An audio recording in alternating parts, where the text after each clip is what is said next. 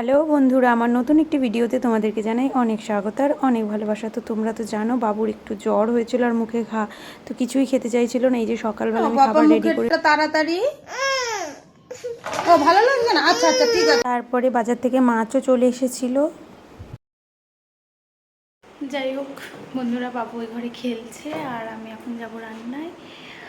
আর কতগুলো রান্না করতে করতে কতগুলো কাছাকাছি আছে, ওইগুলোও কাচবো। এই দেখো ঘুরিয়ে রেখেছি কোথায়।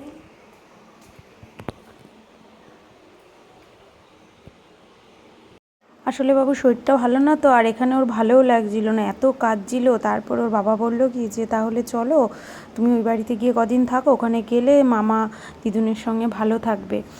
আর ও কাঁদছিল তো এত, আর কিন্তু প্রথমে যাওয়ার কোনো প্ল্যানিং ছিল না। তারপরে হঠাৎ করে ওকে রেডি করিয়ে দিলাম, তারপর ওকে আগে পাঠিয়ে দিলাম। আর যেগুলো মাছ ওই যে দেখলে বাজার থেকে এসছে, ওটা রান্না টান্না করে তারপরে আমি যাব।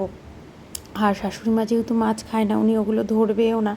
তারপরে ঘরেরও কিছু কাজ ছিল, ওই যে দেখলে জামা কাপড়গুলো ভিজিয়েছিলাম ওইগুলো কাচবো, সব ঘরটর গুছিয়ে তারপরে যাব। আর ওকে তো আগেই পাঠিয়ে দিয়েছি, আর খাবারও পাঠিয়ে দিয়েছিলাম, মা আর কি কিছু একটু খাইয়েও দেবে।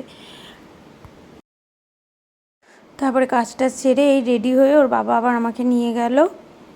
হ্যালো বন্ধুরা, এই যে দেখো আমি বাড়িতে চলে এসেছি। আমার বাড়ি আর বাবুর দিদুন বাড়ি, তাই না নাকি মামা বাড়ি? এই এখন বিকেলে আমি একটু হাঁটছি, ভেবেছিলাম ওইদিকে একটু ঘুরতে যাব, তো যাব না, বৃষ্টি আসছে, মেঘ করেছে, মনে হয় আসবে বৃষ্টি। এলো আমাদের।